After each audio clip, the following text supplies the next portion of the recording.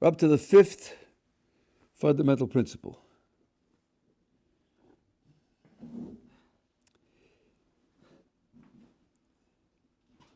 I'll read the whole thing because I think the punchline comes at the end, and then you know exactly what his intention is here.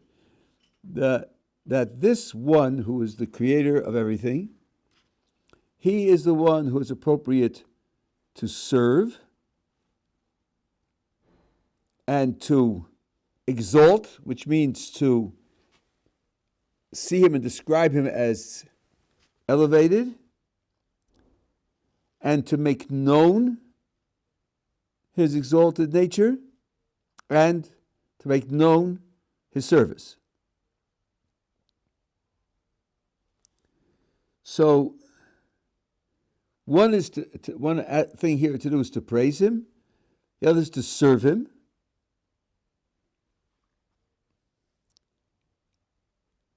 And now the negative half, and not to do so to anything that is below him in existence, which means everything else, as he has explained.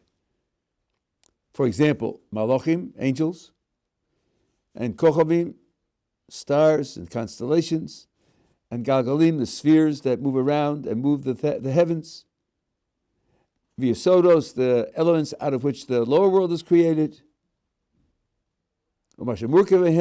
or anything that's a combination of the elements that are the building blocks of the lower world. All of these things, it's not appropriate to praise them, nor appropriate to serve them. Because all of their behaviors are fixed by their nature.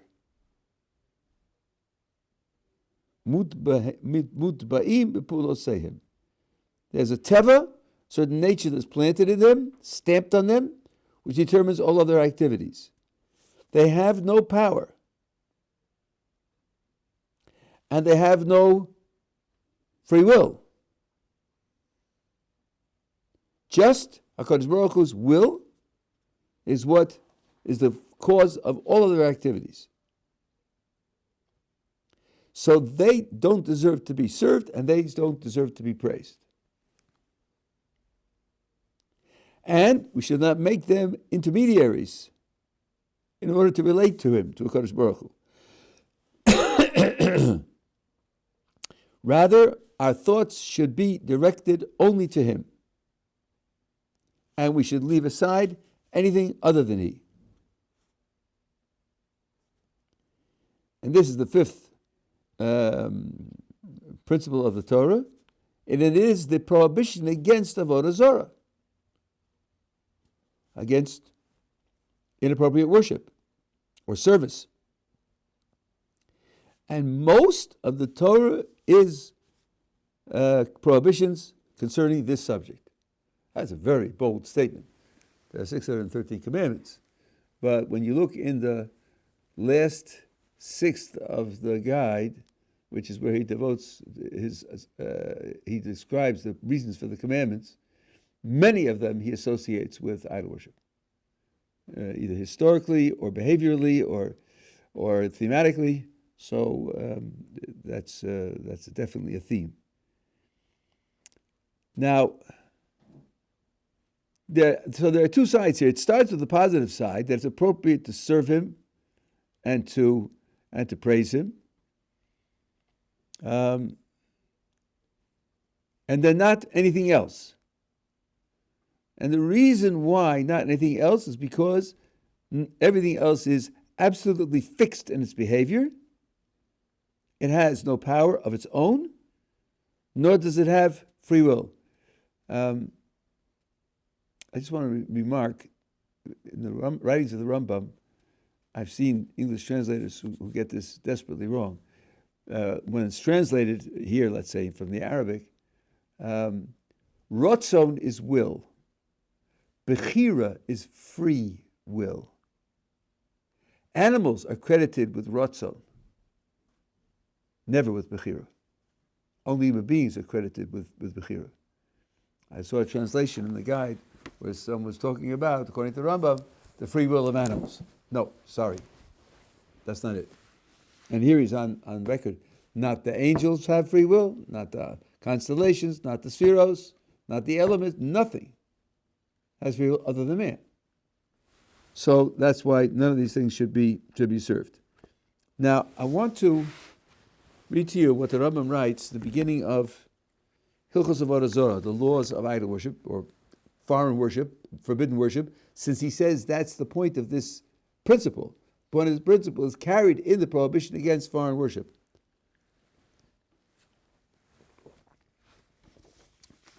And I think what we read here gives an insight into what he means over there.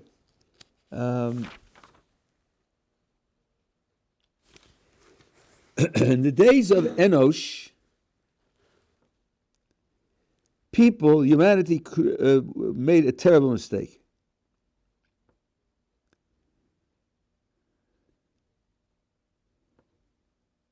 I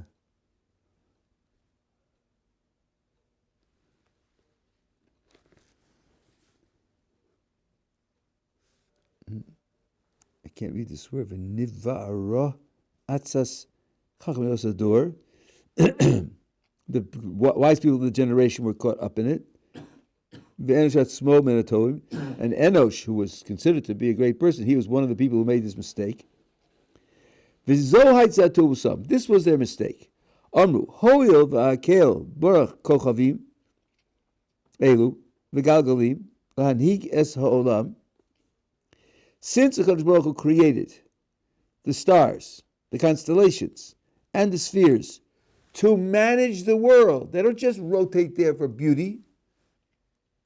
They actually manage the way the world runs, because their rotation has an effect on the way in which the four basic elements interact with one another in our world, combine with one another, and form compounds, and go through development.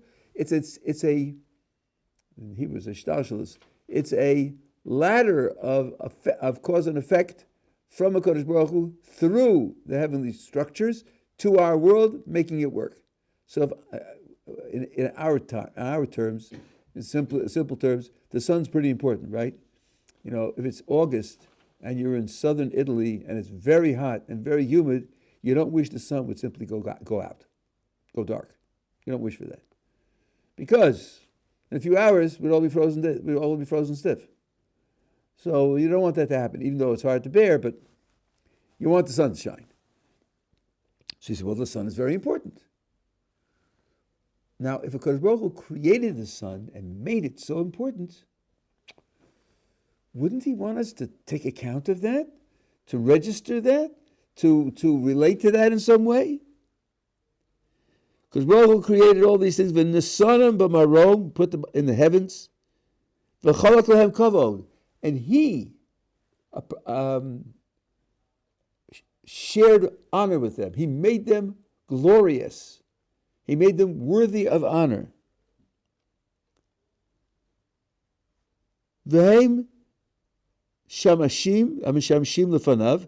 They are his servants. The sun and the moon and the spheres and the constellations. They are his servants, and they serve him, and they appear before him to serve him. Ru'uyim heim l'shavcham. It's appropriate for us to praise them, ufaram, v'lachlam koved, and treat them with honor, because that's the will of HaKadosh Baruch Hu, who made them that way. He made them great, and he made them full of honor.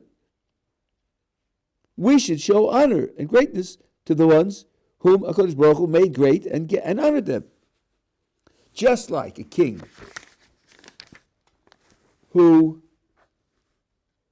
wants that you should honor his servants who will stand before him, and this is the honor of the king. To honor the servants of the king is to honor the king, and these are the servants of the king. That was their mistake. Well, what was the mistake? I mean, isn't there some logic there? Let's suppose you have a king, and he appoints governors of the provinces of the kingdom, and you live in the province where George is the king's governor, shouldn't you treat George with honor and respect? Wouldn't you be honoring the king by treating his representative with honor? So what exactly is their mistake? So I think the answer is in what we read in the Parish Mishnayos here. He doesn't say it out. I heard people read this passage in the Mishnah Torah and wonder what exactly is a mistake. Praise, honor, and service are meaningful only to an agent. They're meaningful only to an agent. To praise or honor or service or serve something means that you're treating it as an agent. And that's the mistake. I'll give you an example. You have a surgeon who's using a scalpel, and he does a very skillful surgery. You don't praise the knife. You praise the surgeon. The knife is only the tool in his hands. And even if you thought the knife were a spectacular knife, listen carefully, you wouldn't praise the knife. You go to the knife, you're a wonderful knife. Oh, you're a terrific knife. Wow, you're the best knife. No, you praise the people who made the knife. Praise applies only to agents. And all these things that the Kodesh Baruch Hu created aren't agents. They have no power and they have no free choice. So to praise them and to honor them means to falsely accord them with agency. Well, if you give them agency, then it would make sense to serve them because you want to gain their favor, or you're afraid of what they'll do to you because they're agents.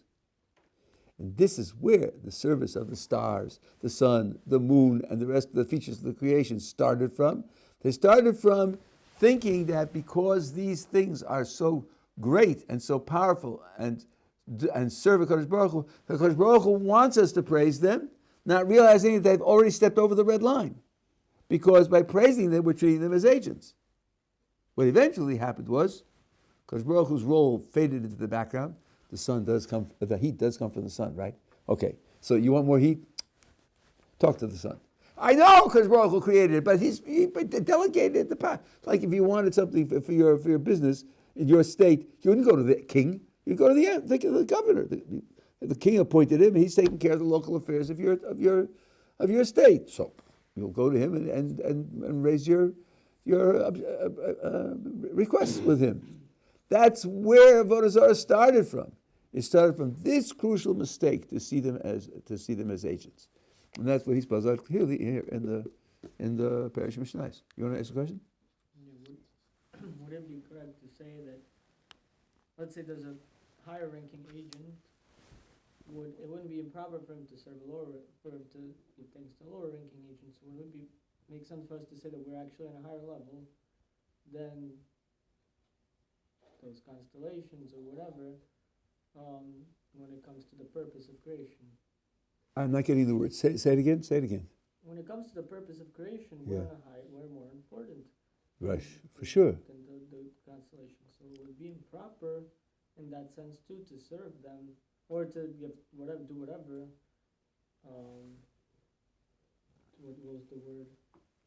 To treat and honor them or to praise them, since there's no reason for something that's on a higher level to give honor. Oh, I don't know. That's an interesting point. You're telling me that there's no point, there's no logic, there's no appropriateness of a superior to praise an inferior. Why not? Couldn't he do a good job? Maybe he's doing a good job for you that you don't do for yourself. Let's say the sun is, his job is to heat up the world. Well, without heating up the world, we can't live. But his job is to heat up our world so that we can do what we need to do. What we need to do is really important, so he's doing that for us. But he heats up our world, doesn't he? If he does a good job of it, why shouldn't I praise him for the good job he's doing? I don't think it's absurd for a superior to praise an inferior. After all, Kadosh Baruch Hu does speak in praise of people who are infinitely inferior to him. Right? Lo Kain Avdi Moshe, not like my servant Moses. Look at my servant Moses. So I don't think it's inappropriate to praise something. That's number one. And the fact that we are the purpose of creation doesn't mean that the powers that we have are superior to the powers of everything else, all the powers. There are certain respects in which the angels, especially in our present condition, according to Rambam, have powers that we don't have. Their knowledge of HaKadosh Baruch Hu is vastly superior to our knowledge of HaKadosh Baruch Hu in this condition, because we are embodied and they are not embodied. And it's the body that blocks the ability of the soul to perceive HaKadosh Baruch Hu, understand HaKadosh Baruch Hu, and they don't have bodies, so they don't have that blockage. So in terms of their present knowledge of HaKadosh Baruch Hu, they know more than we do. I always mention this, it's like, it's so ubiquitous. When you say Kadosh, Kadosh, Kadosh, 3 times a day in the morning, and we always say, we're saying this just the way the angels say it. Why? We're just putting in a historical note. What we're saying is, it's their perception. They see this. We didn't see it. We wouldn't be able to say it on our own. We say it because they said it. They have this perception. It was communicated to us, and we say it in their name. So I don't think that would be inappropriate to praise them in those ways. Yeah. When we sing Kaddish, did they ask each other for permission? Ratzon, not Ratzon. Well, they ask each other for permission to praise God. Yeah, but that's funny, right? Because they ask each other, then they're not really giving permission. How can I ask you for something that I don't have? How can I ask you to give you something which you're going to ask me to give you? So who has it? Who starts with it? That just means it should be coordinated and organized. There's a fascinating Ramchal here. When we say Kodesh, Kodesh, Kodesh, beforehand in the Siddur, thank you, the description is really, I would never have dreamt of this myself, but I read it in Ramchal, and in the first bracha of Kriya Shema, so it says,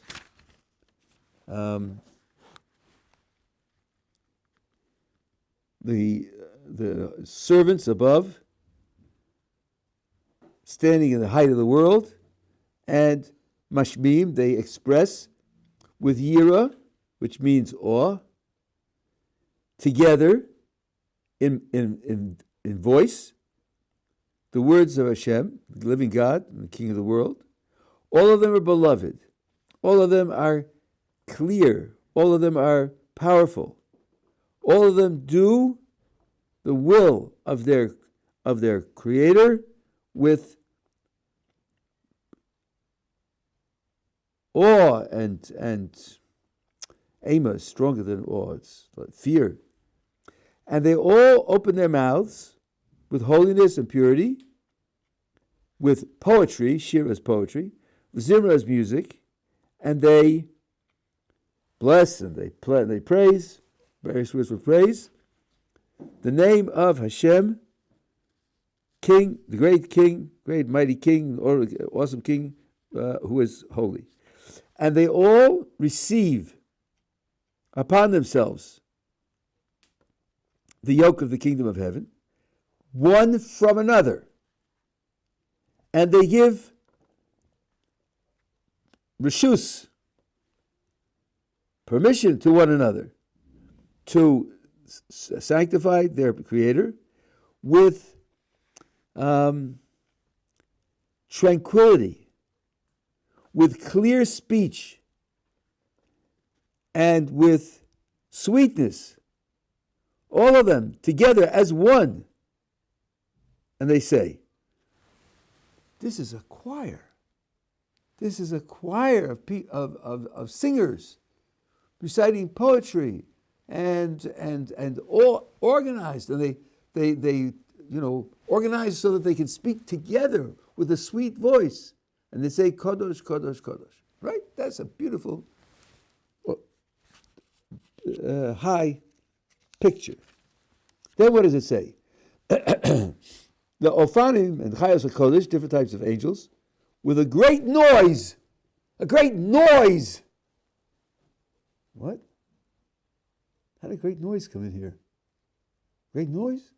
That wasn't what we described before. It was just sweetness.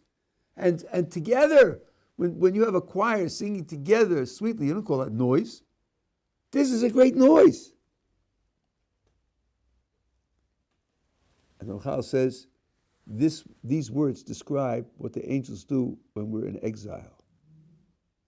When it isn't sweet, and it isn't organized, and it isn't one to another, and it isn't cooperative, and so forth and so on. In exile, things are fractured, they're broken, they're disorganized, disordered. And my son, when I told it to him, it says here that the two types of angels, Ofanim and Chayos HaKodesh, are rising up to be opposite the Srafim, where they don't usually belong. So that's out of order. It's out of order. It's not organized the way these things are supposed to be organized. So the contrast is gigantic. So you have to be sensitive to the way, even the kind of the aesthetics of the thing, which can so that, and then there are two ways to relate, because there is the relationship of being in Eretz Yisrael and having the Beis HaMikdash and the rest, and the relationship of Golus. They're both true, but they're very different from one another. Anyway, that's the idea of the false mistake that's inherent in Avodah Zarah. Now, the Rambam talks here also about there being an intermediary. There should be no intermediaries between us and HaKadosh Baruch Hu. So there are those who ask, don't we have sources that tell us that when you daven, angels take your prayer to HaKadosh Baruch Hu? And that some say that since the angels don't understand Aramaic, if you were the minyan and the Shekhinah is with you, then you can say prayers in Aramaic. But if you can't, because they're not going to take it up. So aren't the angels functioning as intermediaries? And the answer is no. Because the Rambam was very specific in what we just read. That means when you serve, you don't serve angels. And when you think and attach yourself, you attach yourself to HaKadosh Baruch Hu. But when you pray, who are you praying to? Only to HaKadosh Baruch Hu. You do not pray to angels. You only pray to HaKadosh Baruch Hu. So in terms of your thoughts are directed straight without any intermediaries. But how are your words going to get there? Oh, they'll be brought by the angels. That's true. That's how the words are going to get there. But that has nothing to do with you. Not that you put an intermediary between you and the Kodesh Baruch Hu. That's how he receives the prayers. He receives it through the angels. That's the chain of transmission that he set up. But in terms of your service and your connection and your worship, it only goes to the Kodesh Baruch Hu. Okay?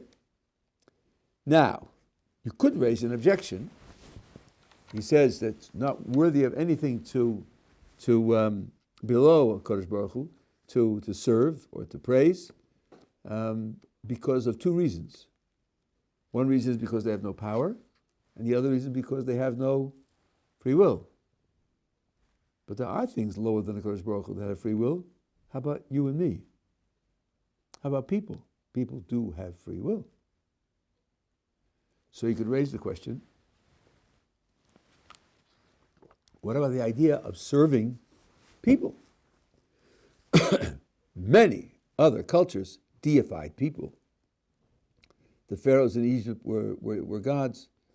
For certain periods in Roman history, the emperor was a god. They do have bechira. They do have free will. They can act. They are agents. They really are agents. So what about the idea of serving them? And what about the idea of praising them? I don't know that the Rambam ever raises this question. I haven't seen it in other people, in commentators. But I think here, the other thing that he said is what will carry the point, and that is they have no power. They have no power. The way in which the world works is that we make free decisions, but the effects of our free decisions are not in our hands. All the effects of our free decisions are what HaKadosh Baruch Hu does in the world. And that being the case, even though they're agents, they can't bring about anything. They can make choices for themselves, and they can be responsible for their choices. But if they set out to build a house or kill someone or whatever, it's only going to happen because HaKadosh Baruch Hu wants it to happen. So therefore, again, it's not appropriate to serve them because they can't make it happen. And although here you could praise them for the decisions that they make, which they make well, and we do praise people. We do praise people. He means praise in the sense of exalt, to express their greatness and superiority, and although we do have relative superiorities in the world of people, but they're small scale. We're not talking about that kind of praise. I think that's the right way to look at it. I said, I didn't see anyone raise the question, but Ramchal raises the question that Das Tfunos, Rav Desta writes about it, that one of the 5 mistakes that people can make about how the world runs is to think that human beings have the ability to do the opposite of what HaKadosh Baruch Hu wants. And that's not true. If a person does something, then under the conditions those conditions, that's what HaKadosh Baruch Hu wanted to happen. In other words, if the person does an Aveira, you say, well, HaKadosh Baruch Hu didn't want that to happen. Well, what HaKadosh Baruch Hu wanted was that he should freely refrain from doing the Aveira. That's what HaKadosh Baruch Hu wants. Now, once he makes the decision to do the Aveira, then HaKadosh Baruch Hu is not going to get what he wants. And there's no way that he can enforce getting what he wants, because if he enforces it, it just won't be free. So now the question is, given that the person has perversely decided to do something against the HaKadosh Baruch Hu's will, what does the HaKadosh Baruch Hu want the outcome to be? And often, given that perverse choice, he wants the outcome to be that the person succeeds in doing what he wants to do, for his own reasons. Because he'll learn a lesson from the failure, because it'll have effect on someone else. There are all sorts of reasons why HaKadosh Baruch Hu could want that to happen. But power to do what he wants, no, everything is only because HaKadosh Baruch Hu wants it to happen. So therefore, it's not appropriate to serve them in that sense, to see them as the authors of the things that happen in the world. You know, when you oil your machine, are you serving the machine? Well, you're oiling it, aren't you? I mean, you're improving it, aren't you? Yeah, because it won't work for me otherwise. So I'm not serving it. It's not its ends and its good and its goals that are motivating me. It's just a tool. In that respect, also, if a human being, like the governor of the province, has authority, so if I do something for him in order for him to do something for me, it's not because his goals and his ends are intrinsically valuable, but rather he can do something for me. If I do something for him, it's not because I'm serving him, because I'm serving myself by bribing him, so to speak. That's a different story altogether. So this is the idea of Avodah Zarah, these attitudes are applicable only to HaKadosh Baruch Hu. Okay, we're together? Okay, now the 6th, the 6th and the 7th are about prophecy. The 6th is about prophecy in general, and the 7th is about the uniqueness of Moses' prophecy. And here there's an enormous amount of material. I'll read you through this, and then we'll talk about it for a bit. 6.1 is prophecy, and it means as follows. You have to know that within the human species, it's possible that there will be people who have very exalted, high, praiseworthy, noble qualities and great perfection. High, noble qualities and great perfection. And their souls are prepared to the point where they can receive the stamp, the form of intellect. Now, I want to start by pointing out that these are three separate things.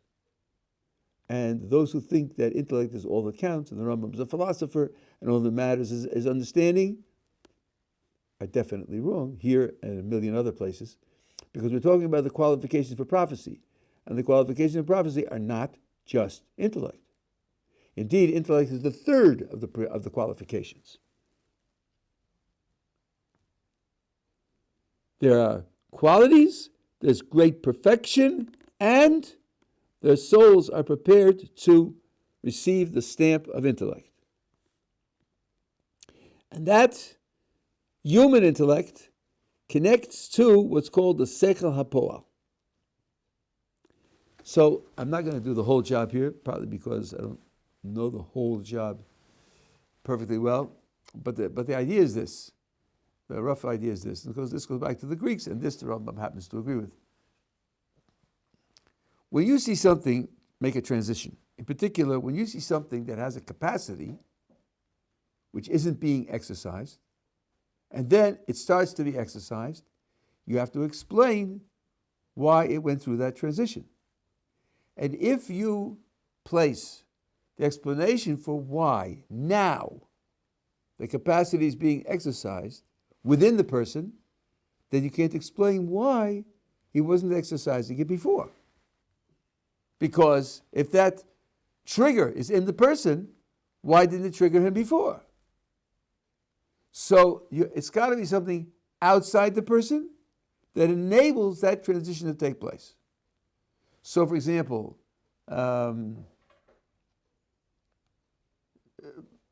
someone knows that the garden needs to be weeded, and he only does it on Wednesday. Why did he only do it on Wednesday and not on Tuesday? If you say he did it on Wednesday and not on Tuesday because he knew it had to be weeded, but he knew on Tuesday also. So if the knowledge is what made him do it, then he should have done it on Tuesday, or at least the first time that he knew it. So it must be something other than that. So then it's got to be, he heard that there's rain coming, or something else which changed his condition to make him transition from having the capacity to actually performing the action. Now let's think about intellect. Here we have to be, we spoke about this before, we have to be very careful.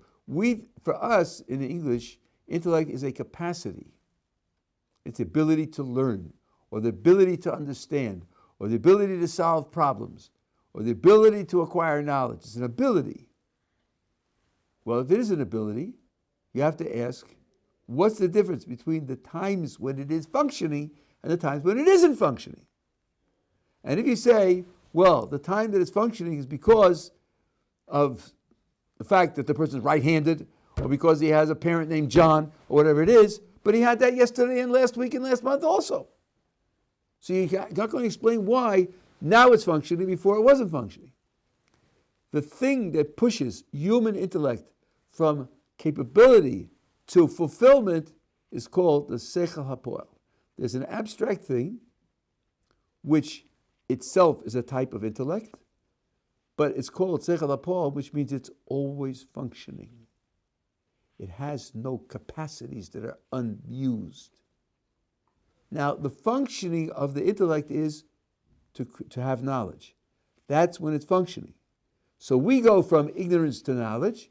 That's because the Sechel HaPoal, which always has all knowledge, it never goes from potential to actual. It never acquires something new. It never develops. It never improves its understanding.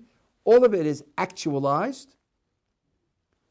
That can affect human seichel, which is potential to become actualized because it has the results of the actualization. And that's what's called the attachment of the human intellect, which is a potential to actual feature of the human being, to the sechel hapol, which is always actualized. And in that way, we too can transition from some potential to some actualization. Not totality, but some, because what we're able to receive. And for those who know a little bit about what the Rambam writes elsewhere, this is the difference between the divine and the human. This alone. There's writing in the Rambam about the fact that the knower and the knowing and the known thing are all identical. That's not a description of what is different between us and the Creator. In the Gemara, he says explicitly that this idea that the knower and the knowing and the known are all identical applies to people also. Nothing divine about that. That's the nature of knowledge. The difference between HaKadosh Baruch Hu and us is that our knowledge is a result of a potential becoming actualized, and the HaKadosh Baruch Hu, there are no potentials. Everything is always actualized.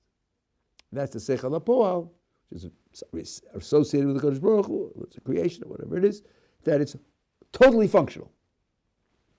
Okay, so now this third element of the human being, the qualification for prophecy, this third element is the soul being prepared to attach itself to that Seichel HaPo'al, so it's the influence of that Seichel HaPo'al.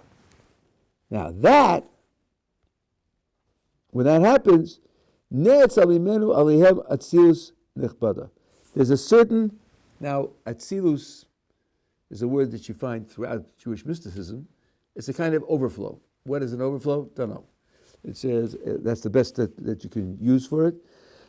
To give a kind of poetic idea, if something flows from that Seichel HaPo'al to our Seichel and produces a flow of actualized knowledge from it, which is very great, very noble, very high.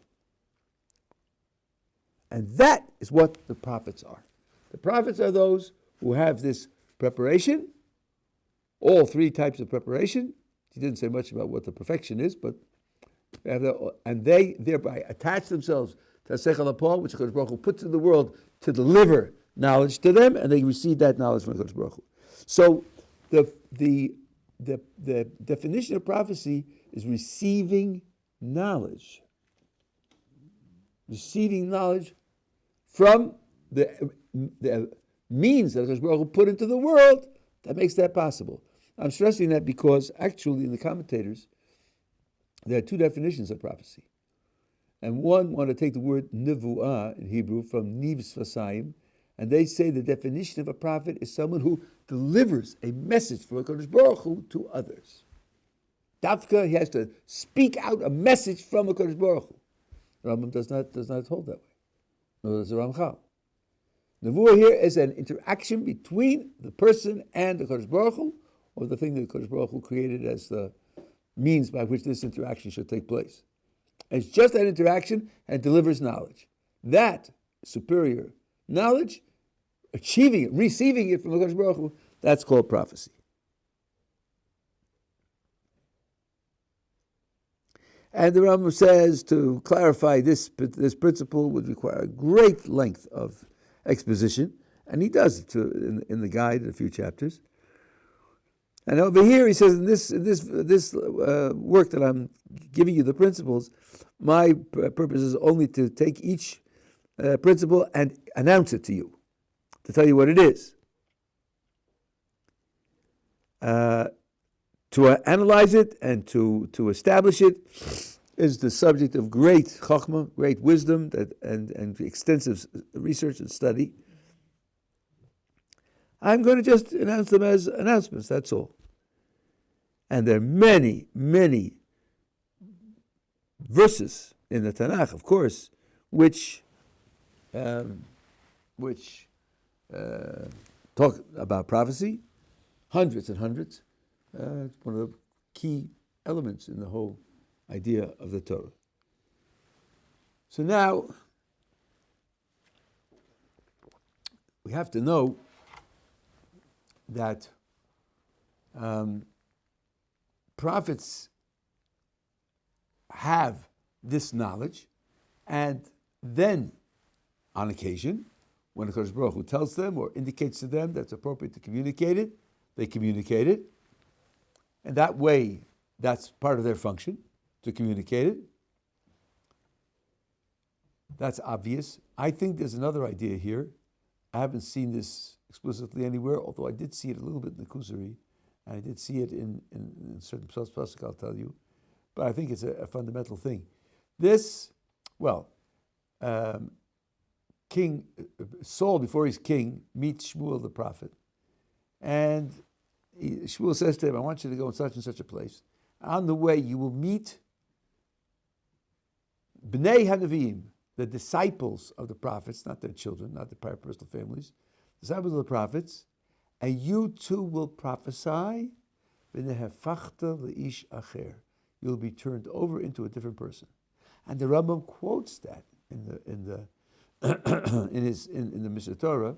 He quotes that verse. That's what happens to a person when he prophesies. He becomes a different person. Well, if he becomes a different person, he's going to behave like a different person. And people are going to interact with him.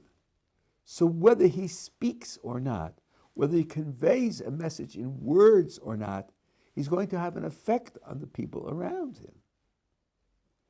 So that this is a way of Kodesh Baruch Hu not only, so to speak, recognizing and responding to the excellence of this person, it's a way of communicating with the Am, with the people as a whole. And the truth is that for 1,000 years, from the Exodus until the end of the first temple, there were, Chazal tell us, 1,200,000 prophets, 600,000 men and 600,000 women. It means every average Jew knew prophets, interacted with prophets. So it means the prophecy had an effect on the character of the people. When you see people behave in an exalted way, it has an effect on you. It changes your picture of what human possibilities are. Wow, a person could be like that. You know, just to give you a simple example, I forget which Rabbi it was, but he lost a 27-year-old son. So when people came to comfort him, he lost a son at the age of 27. Terrible tragedy. So he said at one point or other, he said, you're focusing on what I lost. I'm focusing on the 27 years that HaKadosh Baruch Hu gave me with him. Oh, what did you expect after all? Does God owe you more years with him? Does God owe him more years? What exactly is your problem here? The 27 years you had with him itself was a tremendous gift that you didn't deserve. So, why not look on the positive side of it? Yes, you mourn for the loss and everything else, very good. But to treat it as a tragedy where the person is going to be broken, why should that be? The Mendel Weinbach, one of the founders of Ohr Somayach, lost a 14-year-old son. When I went to Menachem him, he said to me two things. He said, the pasuk in Eo says, Hashem Nosan, Hashem Lokach, Hashem Avarach, Hashem gave, Hashem took, the name of Hashem should be blessed. He said to me, the goal is to see the Lakicha as an Asina. You have to see the taking as a giving. I couldn't believe my ears. He lost his 14-year-old son. He's telling me the pasuk wants you to see the taking as a giving. He was an awesome person in general, but that was really, really awesome. And then he said, in the name of Rav Hutner, Zechron Bracha, Ovel, Aleph, Beis Lamed, is a Rashi Tevos in Yiddish for Ich bleib lebendig. I'm remaining alive. That with all the mourning for those who pass, if you're still breathing, you still have a job to do. You still have to take responsibility for your life as a life. And I think, wow, there are really big people in the world. You know, as I said, I can't imagine myself doing that, but if he did it, then a human being could do it. A human being could do that. Well, if a human being could do that, maybe I could do a little better. So if you have prophets whose experience of prophecy elevates them in that way, then they're going to have an effect on the character of the people as a whole, even if they don't communicate anything to the people. So I think that we have to understand the function of prophecy in a much broader sense than simply delivering messages.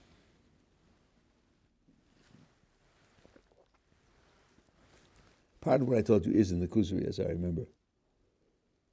Now, tomorrow we're going to start the seventh principle, and that's the uniqueness of Moses.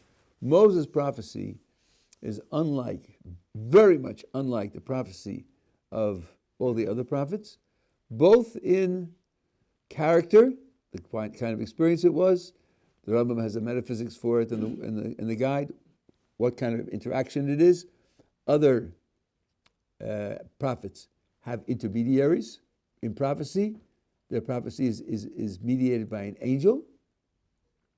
Not so for Moses, was not mediated by an angel.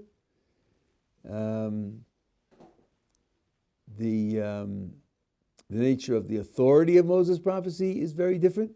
That's an extremely fundamental idea, as we'll see tomorrow. One second, I just lost something here.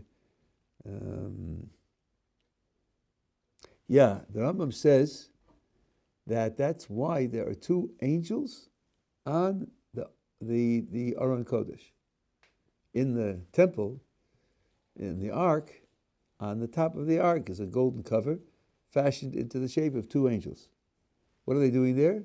To tell you the prophecy from which we know everything we know about the Kodesh Baruch Hu, and everything the Kodesh Baruch Hu wants us to do comes to us through prophecy, partly through direct prophecy that we had at Sinai, where the whole nation heard experienced the prophecy. Say it carefully. And then later from Moses' prophecy, it's mediated by angel, and that's why there are two. So that you won't confuse the angels there with a symbol of the Creator, who's only one, of course, not two. That's why there are two, so you shouldn't confuse it. But the august position that angels play, among all of the other things that angels do, the august position that they play in mediating prophecy is something which he wants to be. He says the Torah wants to be emphasized and outstanding. This is true for all the other prophets. They have this intermediary, and Moshe Rabbeinu does not. So tomorrow we'll talk about that in detail. Yisrael.